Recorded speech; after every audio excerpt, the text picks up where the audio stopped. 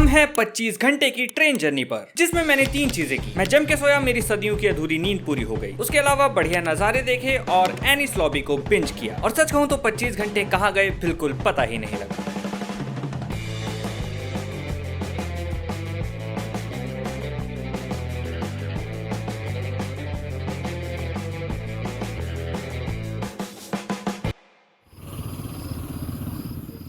That's railway station and इधर कुछ नहीं है, चांद है। So I was travelling a bit और एक लंबी ट्रेन जर्नी थी 25 से 28 घंटे की एंड मेरे लिए भी पहली बार था इतनी लंबी जर्नी करना। I wanted to try it और मेरा अल्टीरियर मोटिव ये था कि मैं इसमें एनिमे भी देख लूंगा, primarily One Piece. I watched almost 30 episodes of Enies Lobby. आधा एनिस लॉबी हो गया, आधा बाकी है, अभी रिटर्न जर्नी में देखेंगे। एंड अभी तक के लिए मोस्टली फाइटिंग चल रही है, स्टोरी पर कोई खास फोकस नहीं है, but it is silly, it is fun and fun के लिए काफी चीजें हो जाती हैं। I am getting a hang of it. I think चिड़िया काफी तेज चहचहा रही है। जो वन पीस है I am now kind of enjoying it for that. I mean silly है तो है, अब मैं उसके लिए और कंप्लेन नहीं करूंगा। I won't treat it like I am watching the greatest anime of all time. Instead I will enjoy a shonen. I think अगर मैं उस पर्सपेक्टिव से देखूंगा तो ज्यादा एंजॉय कर पाऊंगा। फिलहाल रिटर्न जर्नी में पूरा देखेंगे एंड घर जाके एक प्रॉपर वीडियो बनाएंगे। So let's head out. वैसे मैं जब से यहाँ आया हूँ मैंने कुछ भी रिकॉर्ड नहीं किया जो मैं व्लॉग में बोल सकूँ या दिखा सकूँ। It's not actually a vlog, मैं बस थोड़ा सा वन पीस देख रहा हूँ तो साथ साथ डॉक्यूमेंट कर रहा हूँ। I could have recorded some bits जो बीच में डाल सकूँ, बट बीच में कुछ नहीं है। Fuck, I am so bad at it. बाकी अभी वापस रिटर्न जर्नी में मैं निकलने वाला हूँ। लेट्स सी क्या मैं हिम्मत जुटा पाऊंगा बाहर थोड़ा सा कैमरा में बोलने के लिए। आइए देखते हैं।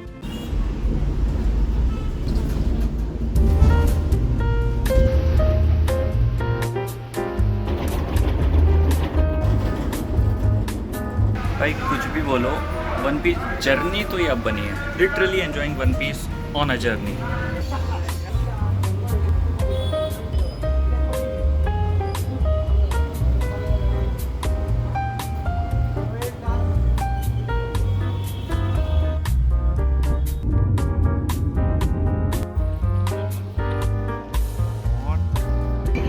सो the journey is practically complete. Hmm I think post Enies Lobby में इस वक्त 321 एपिसोड जल्दी पूरे हो जाएंगे। Then we will move on to actual review. Let's go. I was going to start the actual review but what the fuck is this?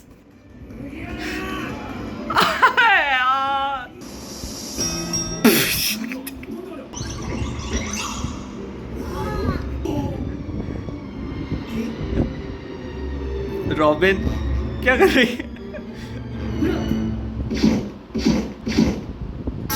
Should have been me.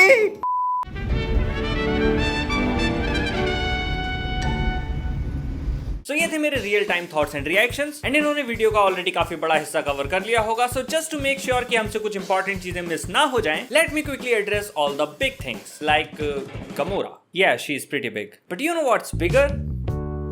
यार sexualise करना था तो आगे बहुत मौके मिलते। Why in Annie's lobby? Why the arc dedicated to Robin and her trauma? BDSM चल रहा है यहाँ पे। मैं ऐसे ही बोल रहा हूँ, I don't really have any problem. So, जैसा हमने लास्ट वीडियो में डिस्कस किया था, लूफी रॉबिन को बचाने की जल्दी में जंप मार देता है, जो मेरे लिए बहुत हाइप मोमेंट था। और लूफी के पीछे पीछे फ्रैंकी फैमिली और अंचर पंचर लोग मेन गेट से अटैक करते हैं और प्लान के अकॉर्डिंग स्ट्रॉ हेड्स को बाद के लिए बचाया जाता है। इस आर्क में भी थोड़े बहुत कैरेक्टर्स इंट्रोड्यूस होते हैं लाइक दीस टू, जो वर्ल्ड को एक्सपेंड करने का बहुत अच्छा तरीका है। I really appreciate it. And मैं सिर्फ जायंट्स की एग्जिस्टेंस की बात नहीं कर रहा हूँ, बल्कि लिटिल गार्डन की लिटिल डिटेल्स को भी काफी अच्छे से इस्तेमाल किया गया है, जिसकी वजह से वो जायंट्स बाद में स्ट्रॉ हेड्स की मदद भी करते हैं आफ्टर रियलाइजिंग कि नेवी ने झूठ बोलकर उनका फायदा उठाया। और CP9 के भी कुछ और मेंबर्स इस आर्क में इंट्रोड्यूस होते हैं जो कि खुद में ही काफी यूनिक थे और ये एक अच्छी चीज है, इससे उनको डिस्टिंक्शन मिलता है। जो CP9 मेंबर्स हमने वाटर 7 में देखे वो काफी सीरियस थे और अगर ये भी वैसे ही रहते तो काफी सिमिलर पर्सनैलिटीज हो जाती। So it was great. Also I think ये पहली बार था जब One Piece directly power scaling को हमें फीड कर रहा है, लाइक कौन किससे कितना पावरफुल है, which is a very nice way to save time, क्योंकि ये कैरेक्टर सिर्फ बैटल्स ही फैसिलिटेट करते हैं, they are not very important for the narrative itself. Talking about battles, तो ये आर्क एक ऑल आउट बैटल है, अ पे ऑफ फॉर वाटर 7। तो मजा तो यहाँ बहुत आता है। एक तरफ लूफी उथल पुथल मचा रहा है, दूसरी तरफ फ्रैंकी फैमिली मजे ले रही है और एक तरफ से ट्रेन उड़ के आ रही है। And Franky family, I love Franky family, मस्त लोग हैं, फटती है इनकी लेकिन साथ पूरा देते हैं, like real brothers. Gomorrah and Sodom, जिनकी बैक स्टोरी काफी फनी है, बट उनकी और फ्रैंकी फैमिली की बॉन्डिंग रियली गुर्दा टचिंग। मुझे एक चीज बहुत प्यारी लगती है कि ओडा छोटी छोटी चीजों का बहुत अच्छे से ख्याल रखते हैं। जैसे ये दो क्रीचर्स फ्रैंकी फैमिली के साथ रहते जरूर हैं, बट बात नहीं कर सकते हैं, अपने थॉट शेयर नहीं कर सकते हैं। लेकिन जब चॉपर उनसे बात करता है तो उनको काफी खुशी होती है कि इतने टाइम बाद कोई तो है जो उनकी बातों को क्लियरली समझ सकता है और दूसरों को बता सकता है। It was sad and sweet at the same time. बाकी फाइटिंग एंड बीच बीच की कॉमेडी मैंने इस बार काफी ज्यादा एंजॉय की, क्योंकि मैं वन पीस कैरेक्टर्स की क्वर्कीनेस को फाइनली एक्सेप्ट करने लगा था। I won't question it too much from now on, because at the end I am just watching something silly and fun. Talking about comedy, तो I think जो मुझे सबसे funny लगा वो थी खलीफा, ये वाली, the way she shouts sexual harassment eight literally anything is funny. I don't know मुझे क्यों, बट लगा। चलो ये छोटी छोटी चीजें बहुत हुई, अब कुछ एक्चुअली इंपॉर्टेंट चीजों की बात कर लेते हैं, जैसे gear 2। It came out of nowhere. मुझे लगा था गियर सिस्टम एक नया पावर सिस्टम है, इंट्रोड्यूस होगा या एटलीस्ट एक्सप्लेन होगा, but it just popped into existence and for some time I was just staring at it, confused. I have no context. क्या चल रहा है? थोड़ी देर के लिए मैं disappointed था that they didn't introduce or explain it properly. और हाँ, मुझे at this point अच्छे से याद था कि लूफी एक नई टेक्निक ट्राई करने वाला है, बट उसके बावजूद there is just no explaining while it is happening as well. Usually जब ऐसा कुछ होता है तो कैरेक्टर्स डिटेल में एक्सप्लेन करते हैं कि उन्होंने कैसे क्या फिगर आउट किया एंड ये टेक्निक कैसे वर्क कर रही है, but I guess that this was just a very Luffy thing. जैसा व्यूक ने भी बोला था, जो वन पीस को मुझसे कई गुना बेहतर जानता है, कि हमें वन पीस में कहीं भी लूफी के इनर मोनोलॉग नहीं दिखाए जाते हैं। मे बी लूफी थोड़ा डम है, ज्यादा सोचता नहीं है, या फिर ओडा डायरेक्टली दिखाना चाहते हैं कि लूफी क्या है, कैसा है, रादर देन टेलिंग और स्पून फीडिंग। और यहाँ पर हमें यह बताया जा रहा है कि जहां बात फाइटिंग की हो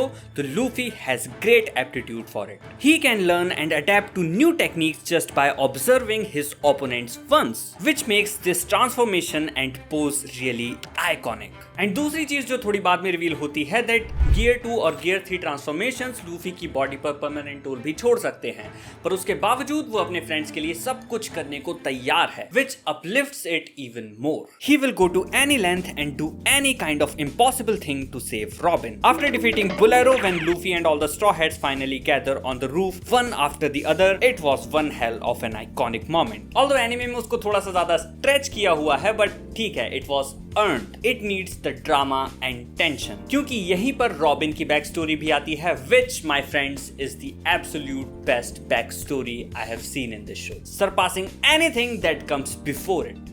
निको रॉबिन के कैरेक्टर को हमेशा यहाँ तक स्ट्रॉन्ग एंड बोल्ड ही दिखाया गया है। वो कई बार कोल्ड भी होती है, फ्लड्स को पोलाइटली लेती है एंड इन जनरल काफी मैच्योर एंड ओपन है। जब बैक स्टोरी में उसके बचपन की इनोसेंस दिखाई जा रही थी, it was really heart warming. हाँ, स्टार्ट सैड एंड लोनली थी एंड शॉनन पेरेंट्स मैन, बट जब उसे वो जायंट मरीन मिलता है और रॉबिन को हंसने का एक अजीब तरीका सिखाता है, I love that. It was so wholesome for some reason. Seeing someone so used to sadness, having a genuine smile feels great. Robin already past से ट्रॉमेटाइज्ड है, उसके ट्रॉमा को अनफेयरली यूज किया जा रहा है और ऊपर से स्पंडम, उसको हम बाद में देखेंगे, पैणकल। लिटिल रॉबिन अपनी लोनलीनेस को दूर करने के लिए किताबों का सहारा लेती है, आर्कियोलॉजिस्ट का ग्रुप ज्वाइन करती है, which was already sad enough, but ये यहाँ नहीं रुकता। जिस माँ का इंतजार वो इतने समय से कर रही थी वो उसे मिलती है, पर सिर्फ कुछ फ्लीटिंग मोमेंट्स के लिए। आर्कियोलॉजिस्ट का ग्रुप जिसने उसे अपनाया for her love in books and history is also killed. In fact every single being on her home island is buried in a very traumatic turn of events. एक Navy Buster Call attack, short में Buster call,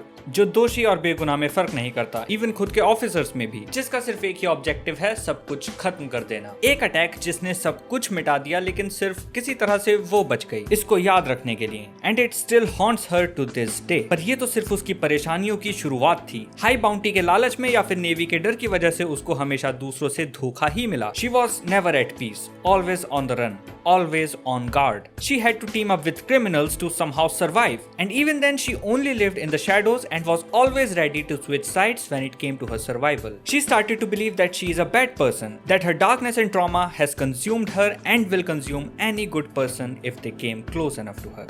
और फिर वो मिलती है इन बेवकूफों से, जो उसके लिए किसी से भी लड़ने को तैयार हैं, गवर्नमेंट के खिलाफ जाने को तैयार हैं। Not that वो गवर्नमेंट की साइड थे, but announcing an all-out war against the government was something. These people will follow her to the ends of the earth. These people won't ever turn their backs on her, no matter however powerful their foe is. And you know इस arc में मुझे सबसे अच्छी चीज क्या लगी? More than this and this. Buster Call. छोटी सी चीज है, you might miss it out if you don't pay attention. Okay, you won't miss it out. It's everywhere, literally. But इतने सारे epic moments के बीच इसका impact खो सकता है. Water 7 वाली वीडियो में मैंने एक प्रिंसिपल बताया था, याद है? If you have a rifle hanging on the wall in the first act, it should fire in the last act. Otherwise, it has no business being there. इस केस में वो राइफल है बस्टर कॉल, और अगर ये rifle and में fire नहीं हुई होती तो I would be pretty disappointed. But ऐसा हुआ नहीं. Oda fired this rifle and he did it purposefully, क्योंकि इससे रिजॉल्व होता है इस आर्क का मेन कॉन्फ्लिक्ट, जिसके बिना स्ट्रॉ हेड्स रॉबिन को बचा तो लेते, लेकिन उसका ट्रॉमा उतना डीपली हील नहीं होता जितना हुआ. Surviving a Buster Call gives Robin every reason to have full faith in Straw Hats. Although ने बस्टर कॉल को थोड़ा सा डाउन प्ले करना पड़ा, बट ठीक है, चलेगा, क्योंकि Sanji showed good wits and it also gave room to close the Going Merry arc as well. और ये है वो इमोशनल पे ऑफ जिसकी मैं बात कर रहा था, जो मुझे पता था आएगा, बट तुम लोग फिर भी मुझे गाली दे रहे थे. खैर, ये आया and it was perfect. Everything down to the last minute details. Giving a soul to the ship is an absurd idea. It's not realistic. It almost makes no sense if I think about it. But क्या फर्क पड़ता है अगर इससे ship को उसका emotional good bye मिल सके. When the straw hats were cornered and had nowhere to run, a miracle happened. The Going Merry, a non-living thing, comes to save its friends. For them to ride and escape with her one last time. Sanji के wits और नामी का navigation भी उनके favour में work करते हैं और वो लोग बच के निकल जाते हैं. और जैसे ही सबकी सेफ्टी एंश्योर होती है और आइसबर्ग की शिप वहां पहुंच जाती है, तो मैरी जो किसी तरह से खुद को संभाले हुए थी बिखर जाती है. And it doesn't stop there. Mary apologizes that she won't be able to continue with their journey and that she wanted to travel with them forever. Oh God. बस my heart can't take anymore. खैर, on the brighter side, Straw Hats को मिल जाता है एक नया ship, The Thousand Sunny, जिसको दुनिया के 2 सबसे बेहतरीन शिपराइट्स ने बनाया है और उनमें से एक उनको ज्वाइन भी कर लेता है. रॉबिन वापस आ चुकी है, उसॉप भी, माफी मांगने के बाद. See, he was completely in the wrong. मैं जानता हूँ वो इनसिक्योर था, but he did overreact in that scene. But मैं इसको और ज्यादा अच्छे से समझ पाया एंड महसूस कर पाया जैसे जैसे एनी इस लॉबी में चीजें कंटिन्यू हुई. उसको इक्वली शाइन करने का और स्ट्रॉ हेड्स के बीच अपना रोल समझने का मौका मिला, and he also overcame his share of insecurity or conflict in this arc. And it wraps up pretty nicely.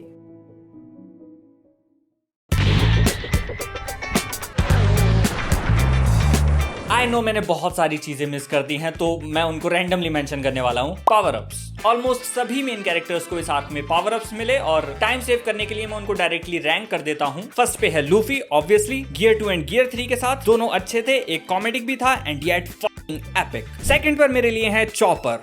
Fucking hell. ये मॉन्स्टर लुक देखकर I could feel terror. कुत्ता बना दिया उसने CP9 को. Totally one-sided मैच था. I absolutely loved this uncontrollable beast form. Third है Sanji का spin and fry और whatever you call it. देखो, मैं पावर अप्स का कोई ऐसे बहुत बड़ा फैन तो नहीं हूँ, but Sanji was really cool. He has the charm. Like if I was gay, I would probably marry him. And if I wasn't,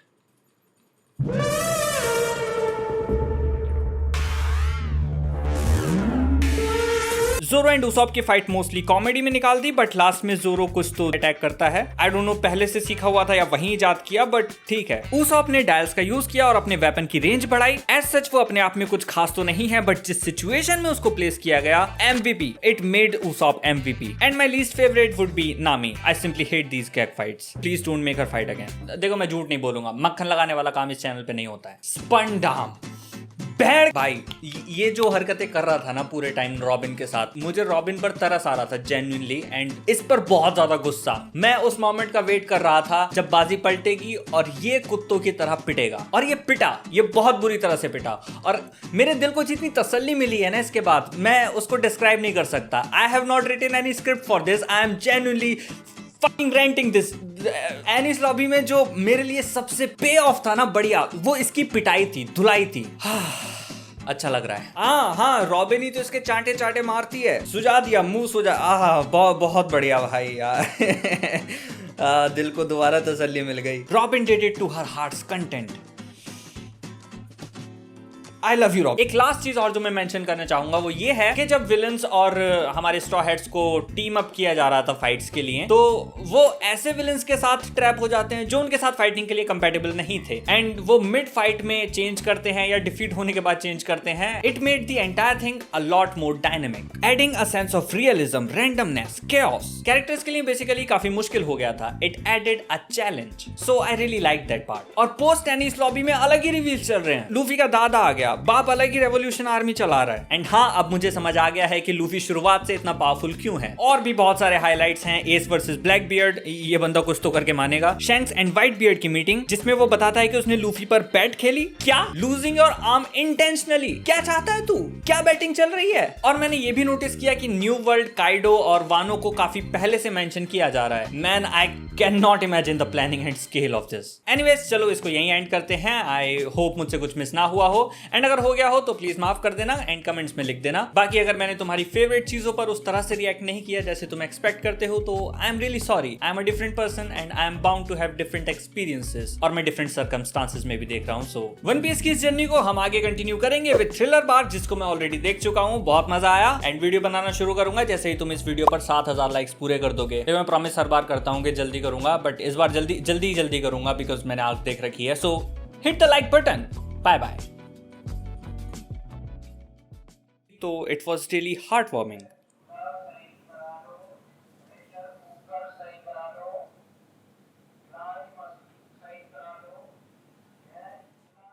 सिलाई मशीन सही करा लो भाई, गैस चूल्हा भी सही करा लो, प्रेशर कुकर भी सही करा लो। ठीक है, तीन चीजें सही कर रहा है, जिसको करानी हो करा लेना। जिस रोज से देखा है उसको हम क्षमा जलाना भूल गए, दिल था